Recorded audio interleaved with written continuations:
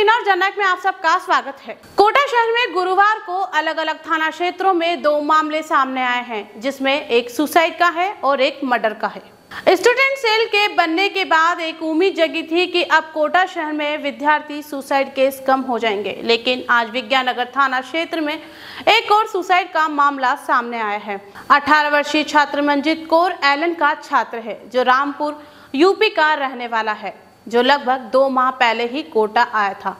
कोटा में बसंती रेजिडेंस में रहकर नीट की तैयारी कर रहा था। इस मामले में जब हम बसंत रेजिडेंसी पहुंचे तो वहां के मैनेजर ने हमें कहा कि यहां कोई सुसाइड नहीं हुआ है, जबकि मामले की जांच कर विज्ञाननगर पुलिस वहां से रवाना हुई थी।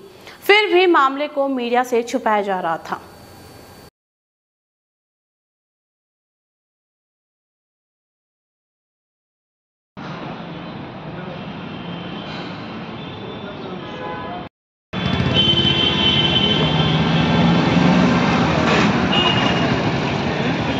वहीं कोटा शहर एसपी शरद चौधरी ने बताया कि स्टूडेंट सेल की जगह पेरेंट सेल बनना चाहिए, ताकि बच्चों के सुसाइड की संख्या में कमी आए। साथ ही उन्होंने बताया कि मृतक छात्र के मित्रों ने मुझे बताया था कि कोटा में अब तक 18 सुसाइड हो चुके हैं और 19वां मैं करूंगा। मामले की जांच में पुलिस को सुसाइड नोट भी मिला है, जिसमें वह अपने परिजनों व मित्रों को दोष मुक्त रखने की बात कह रहा है। फिलहाल शव को मेडिकल कॉलेज के मोर्चरी में रखवाया गया है। बच्चे के सुसाइड को लेकर के, ये मंजोत कौर नाम का बच्चा है, रामपुर उत्तर प्रदेश का रहने वाला है और अभी मात्र 2 माह पहले ही ये कोटा नीट की तैयारी के लिए, मेडिकल एंट्रेंस की तैयारी के लिए आया था। और कल रात को 11 बजे जिस बिल्डिंग में ये रहता है, जो हॉस्टल या पीजी है, मैं और आईजी साहब भी उस मौके पर गए थे और उसमें कैमरे की रिकॉर्डिंग है, इसका सुसाइड नोट है। उसमें केवल इतना सा लिखा है, हैप्पी बर्थडे पापा, मैं अपनी होगा। तब ये दरवाज़ा तोड़ करके निकाला है। हम उनके पेरेंट्स का इंतजार कर रहे हैं, उनसे हमारा संपर्क हो गया। उन्होंने कहा था आगे की कार्रवाई पुलिस हमारे आने के बाद करेगी, तो हमने मौका सुरक्षित कर दिया। जब इस बच्चे के माता पिता, पेरेंट्स जो भी रास्ते में चल रहे हैं कोटा पहुँचेंगे, उसके बाद ही आगे की कार्रवाई की जाएगी। सर, स्टूडेंट सेल भी चल रहा है, काम कर रहा है स्टूडेंट सेल भी, उसके बाद भी सुसाइड हो रहे हैं। मुझे ऐसा लगता है स्टूडेंट सेल की जगह माँ बाप सेल सबसे पहले बनाना चाहिए। जल्दबाजी होगी यदि मैं इस बात को कहूँ। मौके पे जो मेरे कुछ बच्चे वहाँ मिले, उनसे बात हुई, जो इसके यार दोस्त मित्र थे, उन्होंने ये बताया, इसने उन मित्रों से यहाँ तक कहा कि कोटा में अब तक 16 या 15 सुसाइड हो चुके हैं, अगला मेरा मैं करूँगा। बच्चों ने समझा शायद मजाक में कहा होगा। वो बच्चे ने ये भी बताया कि एंग्जाइटी का और डिप्रेशन का पेशेंट था, दवाइयाँ खाता था, तो माँ बाप को भी पता होगा। कहने का तात्पर्य ये है, देखिए, जो भी व्यक्ति मरता है उसका तो कोई रिप्लेसमेंट हो नहीं सकता। मृत्यु किसी की भी हो, दुखद घटना है, उससे तो इनकार किया ही नहीं जा सकता। और विशेष करके ये नाबालिग बच्चे जो कोटा में आकर के पढ़ाई कर रहे हैं, लेकिन पूरा जो सिस्टम काम कर रहा है, हमारा स्टूडेंट सेल इसी उद्देश्य से बनाया। जगह जगह हमने पोस्टर चिपकाए, सेल नंबर दे रखे हैं, भाई संपर्क करो। अब वो संपर्क में ही अगर बच्चा नहीं आ रहा है हमारे, तो स्टूडेंट सेल फिर कुछ नहीं कर सकता है। लेकिन वो रोज़ बात अपने माँ बाप से ज़रूर कर रहा है। मैं बार बार हर प्रेस ब्रीफिंग में कह रहा हूँ, यदि किसी माँ बाप को जरा सा भी बच्चा किसी भी प्रकार की शिकायत करता है, चाहे खाने की हो, रहने की हो, एडजस्ट नहीं होने की हो, कोचिंग के प्रेशर की हो, एग्ज़ाम में फेल होने की, जो भी जिस भी प्रकार की शिकायत करता है, मेरा आपके माध्यम से समस्त पेरेंट्स से करबद्ध निवेदन है, उसको वो लाइटली न लें, उसको बेहद गहराई से लें और उसका निदान तलाशें। केवल ये मत सोचें कि उन्होंने पैसे कोचिंग कॉलेज में दे दिए और खर्च कर दिए, तो अब साहब वो यहाँ से IIT और एम्स में भर्ती होकर के ही निकलेगा। वहीं रेलवे कॉलोनी थाना क्षेत्र में एक हैरान करने वाला और रोंगटे खड़े करने वाला मामला सामने आया है, जिसमें एक युवक ने अपनी पत्नी की हत्या कर लाश को बोरी में छुपा दिया था। पुलिस ने जांच शुरू की। इसके बाद परतें खुली तो आरोपी पति पर हत्या का शक गया। पुलिस ने उसे पकड़ा और पूछताछ के बाद उसे गिरफ्तार कर लिया है। वहीं एसपी शरद चौधरी ने बताया कि गुरुवार दोपहर को रेलवे कॉलोनी इलाके के नहर में एक बोरे में महिला की लाश मिली थी। बताया जा रहा है कि दोनों के बीच करीब 3 साल से विवाद चल रहा था। इसके बाद मामला पारिवारिक कोर्ट में गया, जहां फैसले में कोर्ट ने शालू के पक्ष में फैसला दिया। 3000 रुपए प्रति माह बतौर एलिमनी देने के आदेश दिए। शालू ससुराल में ही बच्चों के साथ रह रही थी। पति और ससुराल वालों ने उसे हर महीने 3000 रुपए नहीं दिए थे। ऐसे में करीब 1.5 लाख रुपए उन्हें एक साथ देने थे। 1.5 लाख रुपए बचाने के चक्कर में बुधवार देर रात को पति ने कमरे में शालू की हत्या कर दी। हत्या के बाद शव को बोरे में बांधकर नहर में फेंक दिया। बताया जा रहा है कि शव को पहले घर की जमीन में गाड़ा गया था, लेकिन 2 दिन में ही शव फूलने लगा था और बॉडी ऊपर आ रही थी, जिससे कमरे में आसपास बदबू फैल गई थी। आसपास के पड़ोसियों को भी बदबू आने लगी थी। इस डर से पति ने अपनी पत्नी को बोरी में बांधकर नहर में फेंक दिया। वहीं पुलिस ने शालू महावर की हत्या करने वाले पति व परिवारजनों को गिरफ्तार कर लिया है। बताया जा रहा है कि पति व परिवारजनों ने मिलकर शालू महावर की हत्या की थी। आप बताएंगे क्या मामला हुआ आपकी बच्ची के साथ, किस तरह से क्या हुआ? इस तरह से 2015 में शादी की थी इसकी, जब से यहाँ रहती थी। इसके बाद इसके घर में झगड़ा हो गया, बगाड़ हो गया था। 4 साल का खर्चा वसूल इसके माथे आ गया देना। उसी योग में इनने सोची कि इसको सल्टाई दी, मार के गाड़ दी घर में। घर में भी लिया वो बोरे में फिर नहर में फेंक दी रात में। अच्छा, पहले घर में मारा इसने। हाँ। फिर उसको बोरे में बंद करके वहाँ फेंका। हाँ। अच्छा, तो आपको कैसे पता लगा कि ये मान तो रिपोर्ट करवा दी। अच्छा, आपको ये 29 तारीख को पता लगा होगा। 30 को आपने रिपोर्ट दर्ज कराई। और तो इसमें आपने रिपोर्ट किसके खिलाफ दर्ज कराई? माना गुमशुदा के साथ वन की गई, यहाँ काम पर गई थी, वापस न लौट रही। जैसे ये इसका हत्या होने के बाद आपने किस किस के खिलाफ रिपोर्ट दर्ज कराई? वहाँ का घर का खिला दी रिपोर्ट। पति के खिलाफ, सास के खिलाफ, 3-4 बात है। क्या कारण आ रहा है, कुछ समझ में आ रहा है? क्या किस लिए मारा होगा इसको?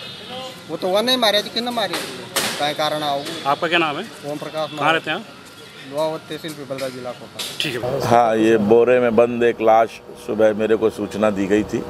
वो भी हमने वर्कआउट कर लिया है मात्र 4 घंटे के अंदर, और मुलजिम भी गिरफ्तार कर लिया। उसमें जो महिला है और जो उसका पति है, उन दोनों में मनमुटाव चल रहा था। उसके डाउरी के केसेस को लेकर के उनके केसेस भी चल रहे हैं, कोर्ट में विभिन्न न्यायालयों में लंबित हैं। पति को हमने डिटेन कर लिया है। मौके पे एफएसएल टीम वगैरह अपनी कार्रवाई कर रही है और उसके उपरांत उसकी हम गिरफ्तारी डालेंगे। आनंदपुरा थाना क्षेत्र में ब्रजवासी मिष्ठान पर अवैध वसूली के लिए फायरिंग करने वाले 25-25 हजार रुपए के इनामी 2 मुख्य आरोपी सोहेल उर्फ गोलू पठान व वसीम केकड़ा को आज हथियार सहित पुलिस ने गिरफ्तार कर लिया है। कोटा शहर एसपी शरचौधरी ने बताया कि दोनों आरोपी उद्योगनगर थाना क्षेत्र, महावीर नगर थाना क्षेत्र सहित कई अलग अलग थाना क्षेत्रों में मोटरसाइकिल चोरी, बाइक सवारों को पिस्टल दिखाकर धमकाने व हथियार तस्करी, अवैध वसूली करने सहित दर्जनों वारदातों को अंजाम दे चुके हैं। ये काफी समय से फरार चल रहे थे। साथ ही उन्होंने बताया कि कोटा शहर अतिरिक्त पुलिस अधीक्षक भगवत सिंह हिंगर के निर्देशन में आनंदपुरा थाना पुलिस की टीम गठित की थी।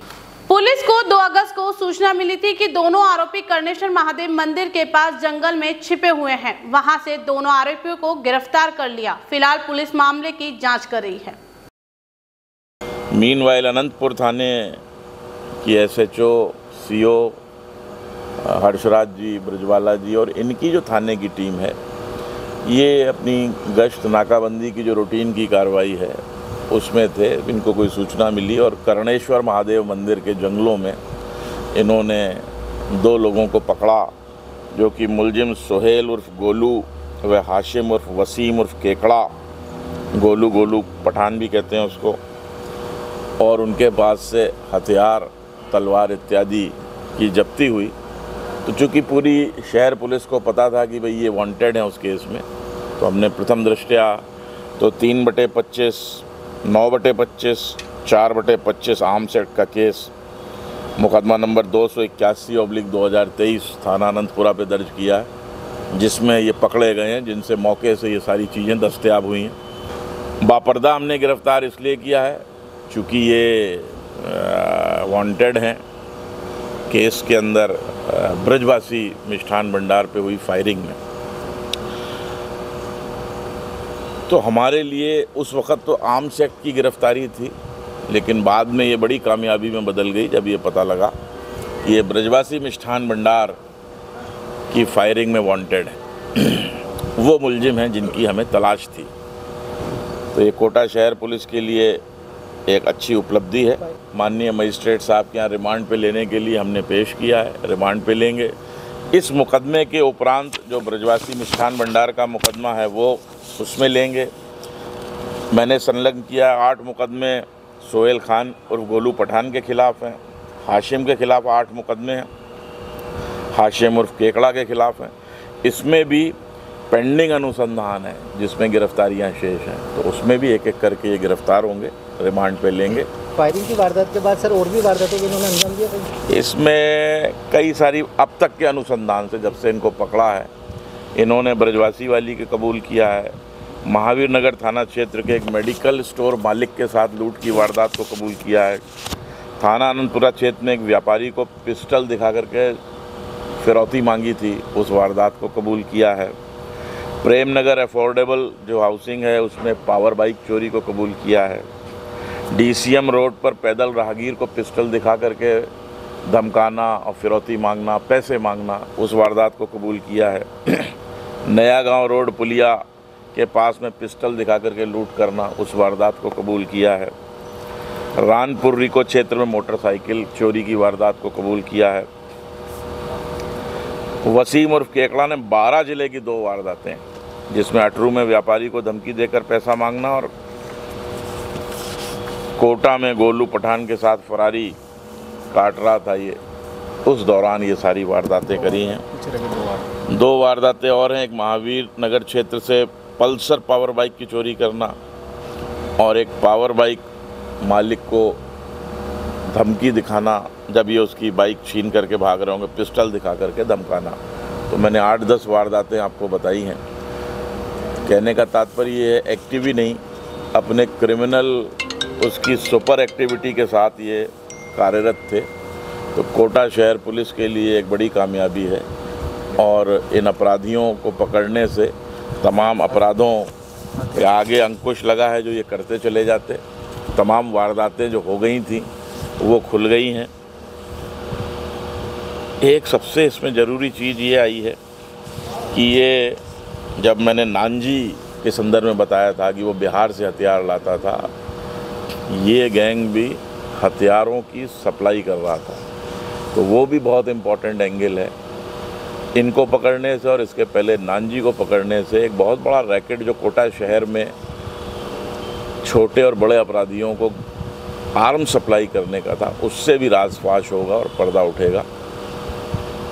इसमें कई हथियार इन्होंने, तमाम सारे नाम हैं, आपको ये प्रेस विज्ञप्ति दी है, इन्होंने कई लोगों को हथियार सप्लाई किए हैं। जिनको हथियार सप्लाई किए वो भी मुलजिम बनेंगे, जहां से लाए वो भी मुलजिम बनेंगे।